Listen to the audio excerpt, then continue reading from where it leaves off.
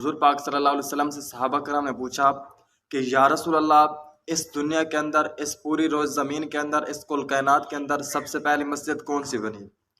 تو حضور پاک صلی اللہ علیہ وسلم نے ارشاد فرمایا، اے میرے صحابہ، اس پوری کل کائنات کے اندر، اس دنیا کے اندر سب سے پہلی جو مسجد بنی وہ مسجد حرام۔ اللہ رب العزت نے اس مسجد کو تعمیر کرایا، سب سے پہلے وہ بنی۔ اور دوسرے نمبر پر یا رسول اللہ کون سی مسجد بنی؟ تو حضور پاک صلی اللہ علیہ وسلم نے صحابہ کرام کو ارشاد فرمایا کہ اے میرے صحابہ، دوسرے نمبر پر وہ مسجد اقصیٰ جو فلسطین میں ہے، دوسرے نمبر پر وہ مسجد تعمیر ہوئی۔ تو صحابہ کرام نے عرض کی، یا رسول اللہ، ان دونوں مسجدوں کے درمیان کتنا فاصلہ ہے؟ کتنے عرصے کا فاصلہ ہے؟ کتنے سالوں کا فاصلہ ہے؟ کتنے دنوں کا فاصلہ ہے؟ تو رسول پاک صلی اللہ علیہ وسلم نے ارشاد فرمایا، اے میرے صحابہ، ان دونوں مسجدوں کے درمیان تقریباً 40 سالوں کا فاصلہ ہے۔ 40 سالوں کا فاصلہ ہے۔ دیکھیں میرے حضور پاک صلی اللہ علیہ وسلم کے علم غیب دیکھیں۔ حضور پاک صلی اللہ علیہ وسلم دونوں مسجدوں کے تعمیر کے وقت نہیں تھے۔ دونوں مسجدیں جب تعمیر ہو رہی تھیں، حضور پاک صلی اللہ علیہ وسلم کی پیدائش نہیں ہوئی تھی، تو حضور پاک صلی اللہ علیہ وسلم نے فرمایا 40 سالوں کا فاصلہ ہے دونوں مسجدوں کے درمیان۔ جو مسجد اقصیٰ ہے وہ عام مسجد نہیں ہے۔ حضور پاک صلی اللہ علیہ وسلم جب معراج کے وقت گئے، اللہ رب العزت کی ملاقات کے وقت گئے، تو حضور پاک صلی اللہ علیہ وسلم نے مسجد اقصیٰ میں تقریباً 1,24,000 پیغمبروں کو نماز پڑھائی۔ 1,24,000 پیغمبروں کو نماز پڑھائی مسجد اقصیٰ میں، جب آپ معراج پر جا رہے تھے۔ تو مسجد اقصیٰ وہ مسجد ہے جس مسجد میں حضرت عیسیٰ علیہ السلام کی پیدائش ہوئی، اور بیت اللہ کو تعمیر کرنے والے حضرت ابراہیم اور حضرت اسماعیل علیہ السلام دونوں باپ بیٹے تھے۔ حضرت سلیمان علیہ السلام کے دور میں مسجد اقصیٰ تعمیر ہوئی۔ اور مسجد اقصیٰ شروع میں مسجد اقصیٰ یہودیوں کے انڈر میں تھی۔ عمر کے دور خلافت میں حضرت عمر نے حضرت عمر بن عاص کو کمانڈر بنایا اور چند صحابہ کو آپ کے ساتھ بھیج دیے۔ عمر بن عاص کمانڈر تھے اور چند صحابہ بھی آپ کے ساتھ گئے، اور وہ گئے 4 ماہ تک لگاتار جنگیں کرتے رہے۔ 4 ماہ تک جنگیں کرنے کے باوجود مسجد اقصیٰ آزاد نہیں ہوئی۔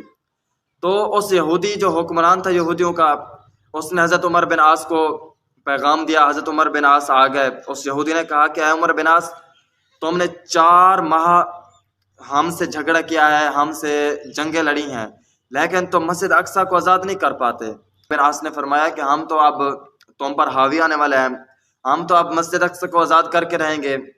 تو اس نے کہا تمہاری اس جرأت بہادری سے آزاد نہیں ہوگی۔ ہم نے اپنی تاریخ کی کتابوں میں پڑھا ہے، ہم نے اپنی کتابوں میں پڑھا ہے کہ اس مسجد اقصیٰ کو جو آزاد کرنے آئے گا وہ حضرت عمر بن خطاب ہوگا۔ حضرت عمر بن خطاب بھی آ کر اس مسجد کو آزاد کرے گا، اس کے علاوہ کوئی شخص اس کو آزاد نہیں کر سکتا۔ تو اس نے اب خط لکھا، خط لکھنے کے بعد حضرت عمر بن خطاب کو بھجوا دیا۔ حضرت عمر بن خطاب ایک اونٹنی لی، ایک غلام لیا اور چل پڑے فلسطین کی طرف۔ جب آپ ادھر سے روانہ ہونے لگے فلسطین کی طرف، تو آپ نے ایک غلام لیا، ایک اونٹنی لی اور آپ چل پڑے، اور معاہدہ یہ طے ہوا، غلام کو کہا کہ آدھا سفر میں مہار پکڑوں گا اس اونٹنی کی اور تو اس پر سفر کرے گا، اس پر سوار ہوگا، اور آدھا سفر تو مہار پکڑے گا اور میں اونٹنی پر سوار ہوں گا۔ ٹھیک ہے، اب چل پڑے۔ جب فلسطین کے نزدیک پہنچے، فلسطین کے قریب ہی تھے، اور حضرت عمر کا وقت آ گیا مہار پکڑنے کا، اور اس غلام کا وقت آ گیا اس اونٹنی پر بیٹھنے کا۔ تو اس غلام نے عرض کی کہ اے عمر بن خطاب، اے 24 لاکھ مربع میل پر حکمرانی کرنے والے عمر بن خطاب، اب آپ اونٹنی پر سوار ہو جائیں اور میں مہار پکڑتا ہوں۔ تو حضرت عمر بن خطاب نے جواب دیا کہ اے غلام، عمر کبھی نا انصافی نہیں کر سکتا۔ اب عمر کی باری ہے مہار پکڑنے کی، عمر مہار ہی پکڑے گا، اب عمر سوار نہیں ہو سکتا۔ حضرت عمر بن خطاب چل پڑے، مہار پکڑی، آگے چلے۔ آگے جب فلسطین کے نزدیک پہنچے تو ایک ندی تھی، ایک تھوڑا سا کیچڑ تھا، پانی تھا ادھر۔ تو حضرت عمر بن خطاب نے جوتا اتارا، اپنا جوتا اپنے ہاتھ میں لیا، اس اونٹنی کے مہار کو پکڑا، مہار پکڑ کر چل پڑے۔ جب ادھر یہودیوں کے پاس گئے، یہودی نے حضرت عمر بن عاص کو عرض کی تھی کہ اے عمر بن عاص، جب عمر بن خطاب آئے گا، کوئی شخص مجھے نہیں بتائے گا کہ یہ عمر ہے، میں اس کو خود پہچانوں گا، میں خود پہچان کروں گا کہ کون عمر ہے اور کون غلام ہے۔ جب عمر بن خطاب پہنچ گئے تو یہودی چپ چاپ کھڑا رہ گیا، کھڑا رہنے کے بعد کچھ دیر کھڑا رہا. کھڑا رہنے کے بعد اس بے ساختہ الفاظ نکلے اس کے منہ سے کہ یہی عمر بن خطاب ہے. اس کی میں نے نشانیاں پڑھی ہیں اپنی کتابوں میں، اپنے رسالوں میں، اپنی اخبارات میں اس کی نشانیاں پڑھی ہیں کہ عمر بن خطاب جو ہوگا وہ کبھی ناانصافی نہیں کرے گا، وہ انصاف کا پیکر ہوگا، کبھی وہ ناانصافی نہیں کرے گا، کبھی وہ جھوٹ نہیں بولے گا، کبھی وہ اپنے قانون کی وعدہ خلافی نہیں کرے گا، اپنے قانون کے خلاف نہیں چلے گا. شیطان بھی عمر کے سائے سے راستہ تبدیل کر جاتا ہے، وہ عمر بن خطاب ہوگا. ٹھیک ہے، اس نے معاہدہ یہ طے کیا کہ اے عمر بن خطاب، آگ نہیں لڑتے آپ سے، ہم ایسے ہی مسجد اقصی آپ کے اندر میں دیتے ہیں، آپ کی حکمرانی میں دیتے ہیں، ہم جنگ نہیں لڑتے. ہم نے اپنی کتابوں میں پڑھا تھا کہ عمر بن خطاب آئے گا جو اس مسجد اقصی کو آزاد کر کے جائے گا.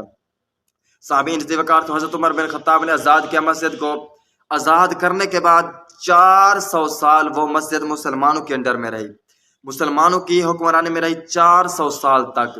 جب وہ مسجد 400 سال تک رہی، اتنے لمبے عرصے کے باوجود درمیان میں منافقین آ گئے، وہ سازشیں پھیلانے لگے. جب انہوں نے سازشیں پھیلا لی، سازشوں کے بعد 400 سال تک مسلمانوں کی حکمرانی رہی. مسلمانوں کی حکمرانی کے بعد یہودیوں نے حکمرانی کی. یہودیوں کی حکمرانی رہی 87 سال، 87 سال یہودیوں کی حکمرانی رہی. اس کے بعد صلاح الدین ایوبی نے آ کر اس مسجد اقصی کو یہودیوں سے آزاد کرایا.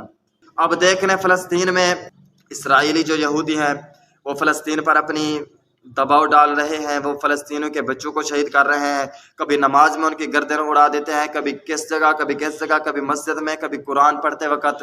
یہ اسرائیلیوں نے ان پر دباؤ ڈالا ہے، ان پر اپنی سازشیں پھیلا رہے ہیں تاکہ بھئی فلسطین سے مسلمانوں کا نام و نشان ختم ہو جائے اور مسجد اقصی پر ہماری گرفت آ جائے، ہماری حکمرانی آ جائے مسجد اقصی میں. کیونکہ انہوں نے یہ طے کیا ہے کہ ہم مسجد اقصی کو آزاد کر کے اس میں ہم اپنے بت خانے رکھیں گے. ذوالفقار ہمیں چاہیے کہ ہم دعا کریں. ہم گھر بیٹھ کر دعا تو کر سکتے ہیں، ہمارے حکمرانوں کے پاس ایٹمی طاقت بھی ہے، سب کچھ ہونے کے باوجود وہ یہ قدم نہیں اٹھا رہے. ہمیں تو چاہیے ہم دعا تو کریں گھر بیٹھ کر. ہم نماز کے وقت دعا کریں، قرآن پاک کی تلاوت کرنے کے بعد دعا کریں کہ یا اللہ اسرائیل کو نیست و نابود عطا فرما، فلسطین کو ان پر حاوی عطا فرما، فلسطین کو جرأت اور بہادری اور طاقت عطا فرما. ہم گھر بیٹھ کر دعا تو کر سکتے ہیں، ان کے حق میں دعا تو کر سکتے ہیں گھر بیٹھ کر. ہمیں دعا کرنی چاہیے ان کے حق میں. ہمیں یہ دعا کرنی چاہیے یا اللہ اسرائیل کو نیست و نابود عطا فرما، اسرائیل کو اس دنیا سے ختم عطا فرما. اسرائیل جو مسلمانوں کا خاتمہ کر رہے ہیں یا اللہ ان کا تو خاتمہ عطا فرما. فلسطین کو جرأت اور بہادری اور طاقت عطا فرما.